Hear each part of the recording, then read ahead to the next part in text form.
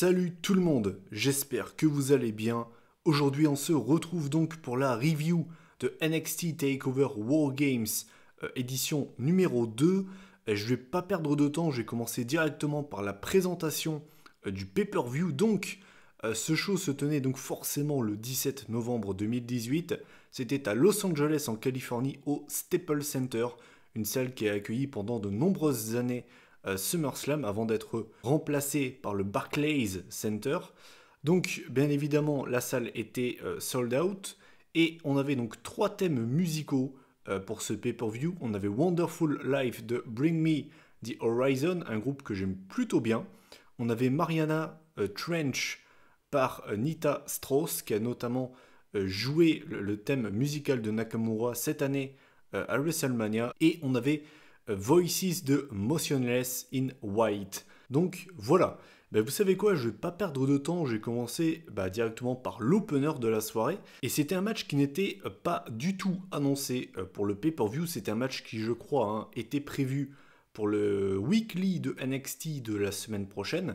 C'était donc Matt Riddle contre Kassius Ohno. Alors je pense que vous le savez, mais voilà, comme je l'ai dit dans la preview, j'ai pas eu le temps en fait de voir les dernières semaines de NXT, les derniers épisodes de NXT. Donc moi c'était la première fois que je voyais Matt Riddle, en tout cas à NXT.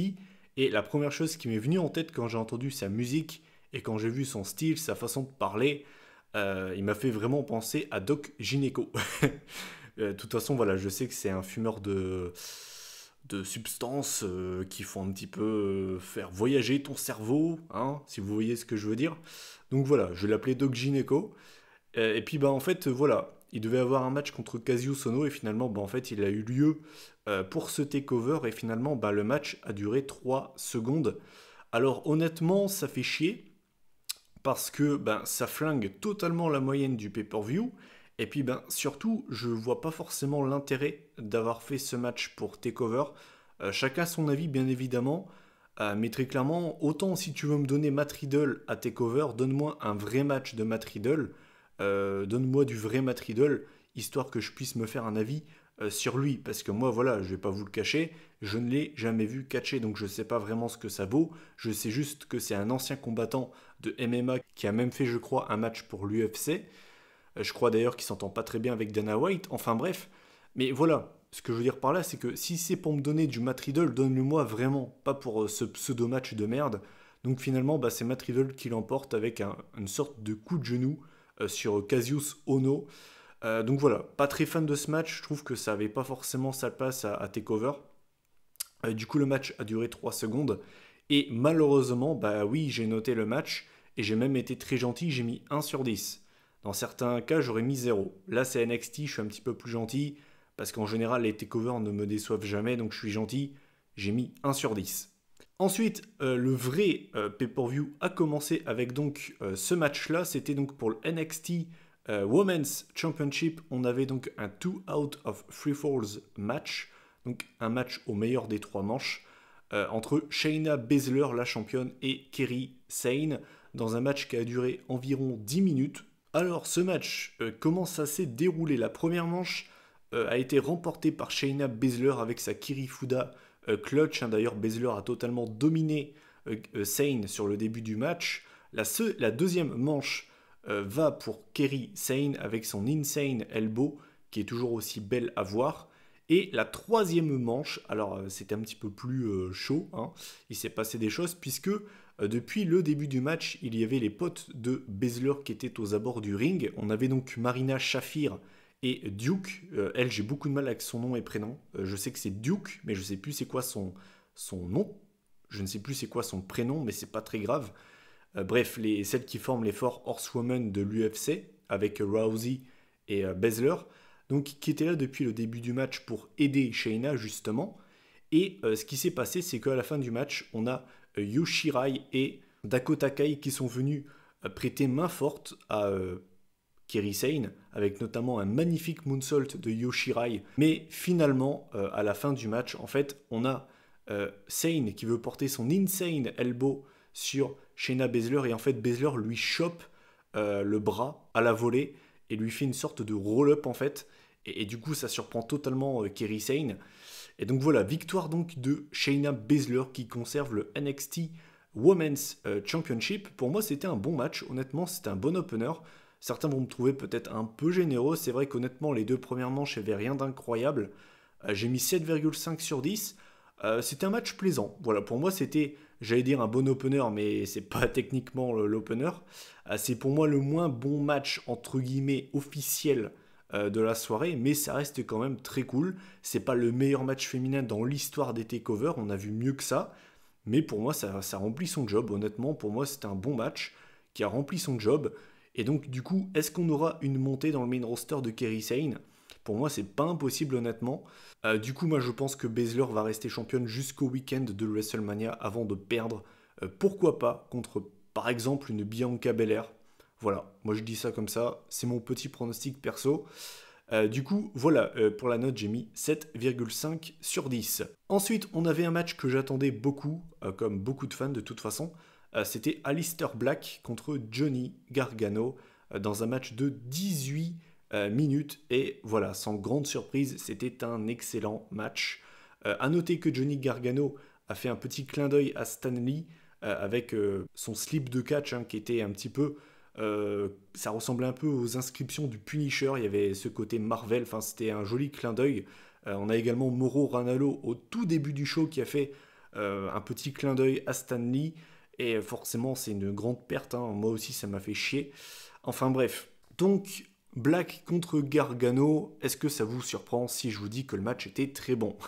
Il fallait s'y attendre. Cela dit, pour moi, ce n'est pas le meilleur match de la soirée, mais c'était un excellent match. Vraiment, c'était un excellent match. Moi, c'était la première fois que je voyais Johnny Gargano avec ce côté heel, puisque moi, je vais le répéter encore une fois, mais ça fait des semaines que j'ai pas regardé les weekly de NXT. Et quand je l'ai vu arriver avec ce côté mèche rebelle, parce que j'ai l'impression qu'il avait un petit peu mis de l'eau sur ses cheveux, et il m'a fait vraiment penser à Toby Maguire qui jouait donc dans Spider-Man 3. Il jouait Spider-Man. Ça m'a vraiment fait penser à ça en fait. Mais au-delà de ça, le match était vraiment excellent. Il y a un spot qui m'a vraiment fait rire. C'est quand Johnny Gargano en fait fait un topé suicida Tornado DDT sur Black. Et en fait, Black se relève direct avant de se poser sur l'éperon du ring. Ça m'a vraiment fait penser au mec qui est bourré en fait au bar en mode non, je suis pas bourré. Ça m'a vraiment fait rire. Plus tard dans le match, en fait, Gargano a voulu refaire le même spot. Sauf que c'est bien connu dans le catch, tu ne peux pas faire deux fois le même spot. Sinon, la deuxième fois, tu te fais baiser. Et ben là, il l'a appris à ses dépens, Gargano, avec un immense coup de genou à la volée de la part de Black. Donc ça, c'était grave stylé. J'ai également noté que Gargano a tenté deux fois le Gargano's Escape. Finalement, Black ne veut pas abandonner et on peut comprendre pourquoi. Et finalement, eh bien, c'est Aleister Black qui l'emporte avec deux Black Mass. Déjà qu'avec un, tu as beaucoup de mal à t'en remettre. Là, avec deux, c'est juste impossible.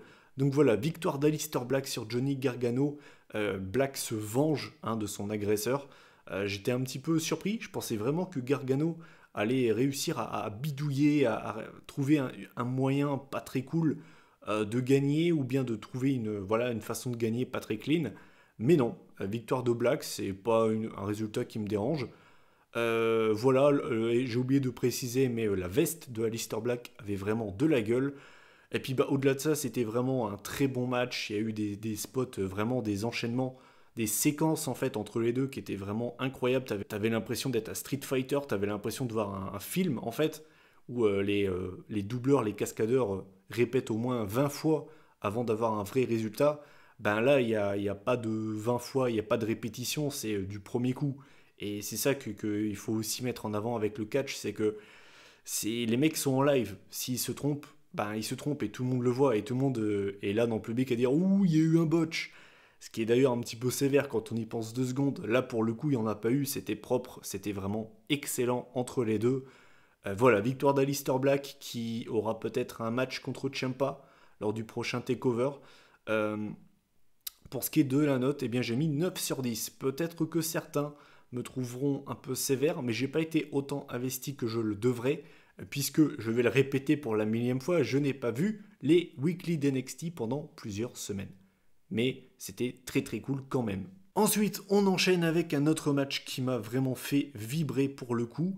C'était pour le NXT Championship. On avait le champion Tommaso Ciampa contre le Velveteen Dream dans un match de 22 minutes. C'est le deuxième match le plus long de la soirée. A noter que le Velveteen Dream est arrivé en mode Hollywood Hulk Hogan avec voilà, un bandana NWO. Donc ça m'a fait beaucoup rire. À un moment donné, voilà, il a fait la leg drop de Hogan, il a fait les signes de la main envers le public, ça m'a fait vraiment rire. Tu sens que le Velveteen Dream n'aime pas Hogan hein, suite aux propos qu'il a pu tenir sur les Noirs. Et tu sens que le mec a envie de se foutre de sa gueule. Hein. C'est pas un hommage, hein, qu'on soit bien d'accord. Hein. C'est plus pour lui faire chier plutôt qu'autre chose. Mais c'était drôle, voilà. Le Velveteen Dream, il est génial. Et comme je l'ai dit sur Twitter, malheureusement, hein, j'ai vraiment pas hâte de le voir arriver dans le main roster parce que je sens qu'ils vont le bousiller. Quand tu vois que des gimmicks qui semblent acquises, comme Finn Balor, qui est quand même le mec, c'est quand même pas le mec le plus dur à pusher, c'est quand même pas le mec le plus dur à bien utiliser, tu vois. Eh ben, quand tu vois ce qu'ils en ont fait, ben j'ai vraiment peur. J'ai vraiment peur du traitement qu'il aura dans le main roster. Enfin bref, ça c'est une autre discussion. Ça arrivera tôt ou tard de toute façon. Mais au-delà de ça, qu'est-ce que j'ai pensé de ce match entre Ciampa et le Dream? Bah, c'était génial en fait. C'était vraiment génial. S'il n'y a pas le main event, pour moi c'est le match de la soirée très clairement. C'était absolument génial. Le Velveteen Dream, il n'y a pas à chier. Quel talent. Le mec, il a 23 ans. Le mec, il était à Tough, il s'appelait Patrick Clark. Là, le mec, c'est incroyable. Franchement, quand on y pense, c'est incroyable. Il y a eu beaucoup de moments énormes dans ce match. J'ai pas pu tout relever. On a eu à un moment donné Ciampa qui a voulu tricher en se servant de sa ceinture. L'arbitre lui a dit Nope, tu ne peux pas. Et finalement, en fait, ça s'est retourné contre lui puisqu'on a eu le DDT du Dream. Vous savez, c'est un petit peu, ça démarre un peu comme le Sister Abigail.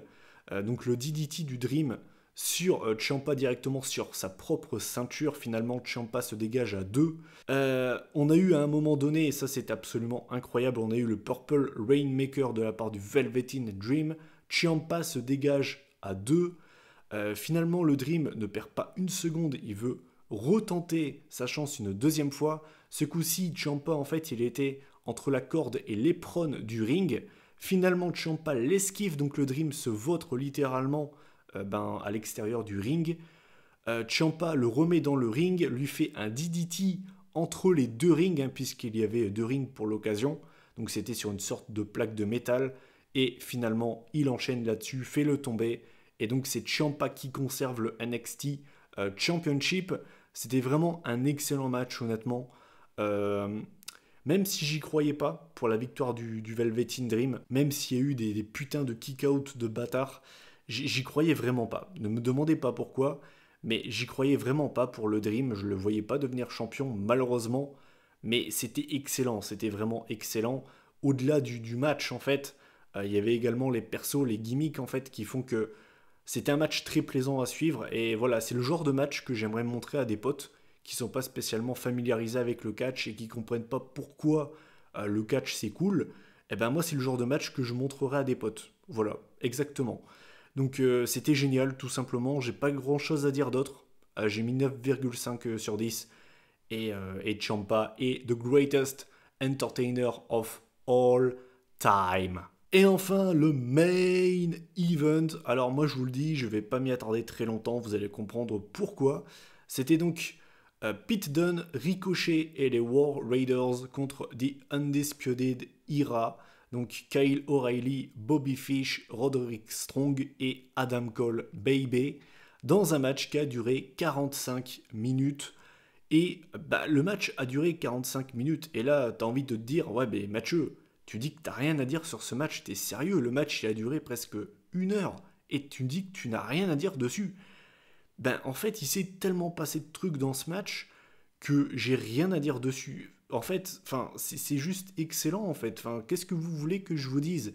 Les mecs, pendant 45 minutes, se sont pété la gueule. Vraiment, pour notre divertissement à nous, ils se sont pété la gueule. Il n'y a pas eu de pause, il n'y a pas eu de temps mort. Les mecs, pendant 45 minutes, ils se sont latés la gueule. Je pense que les 8 mecs, ce soir, ils vont très très bien dormir. La seule chose que j'ai noté de spécial, que j'ai trouvé assez drôle, et en plus de ça, j'y ai pensé juste avant que le match commence, je me suis dit putain, j'aurais dû dire ça dans ma preview, et finalement c'est arrivé, puisque Pete Dunne devait arriver en dernier. Et en fait, quand Bobby Fish est sorti de la cage, il a mis son propre cadenas sur la cage qui était à la base sur Undisputed Era. Et en fait, ensuite, il a balancé la clé dans le public. Et donc, je me suis dit, mais comment Pete Dunne va faire pour se débarrasser de ce merger? Et finalement, pour une fois, les arbitres de la WWE servent à quelque chose, puisqu'ils ont été nous chercher une énorme cisaille, le genre de truc que t'as pour couper des câbles, mon gars, mais laisse béton, quoi. Et donc ils ont pété le cadenas comme ça, et donc bah du coup Pete Dunne a réussi à rentrer dans le ring, et donc du coup là le Wargames a vraiment commencé avec des tables, des chaises, des kendo sticks, une chaîne carrément. Je veux dire voilà, après au-delà de ça, qu'est-ce que je peux vous dire sur ce match? Ricochet a fait des spots incroyables, comme d'habitude de toute façon. Je pense que c'est lui qui a fait cascadeur hein, pour les films Spider-Man, sans déconner. Pete Dunne, voilà, très cool, j'ai rien à dire dessus. Les War Raiders, c'est toujours très très cool. Surtout Hansen, c'est le plus gros des deux, le plus imposant. Je le trouve assez impressionnant, assez incroyable ce qu'il arrive à faire pour un homme de son gabarit. C'est pas le seul, hein, je veux dire, à la WWE, des big guys qui arrivent à faire des trucs impressionnants, il y en a une paire. Mais Hansen, c'est quand même quelque chose, quand tu vois ce qu'il arrive à faire pour le gabarit qu'il a, c'est quand même quelque chose. Et puis bah, Undisputed Era, ils ont une connexion, ils ont une vraie alchimie. Et c'était un régal en fait, tout simplement, c'était un pur régal. Je me suis régalé pendant 45 minutes. Et finalement, le spot final, eh bien, c'est un beater end de la part de Pete Dunne enchaîné d'un 450 splash de la part de Ricochet sur Adam Cole Baby, le leader de Undisputed Era. Bah voilà, c'est comme ça que le match se termine. Victoire donc des gentils entre guillemets, donc Dunne, Ricochet et les War Raiders. A noter également que Ricochet a fait un spot de malade mental du haut de la cage, une sorte de 630 splash. Il a fait 3 tours. Enfin, le mec ne tient pas à sa vie. Je vais le mettre dans la même case que les Shane McMahon par exemple. Lui, il s'en bat complètement les couilles.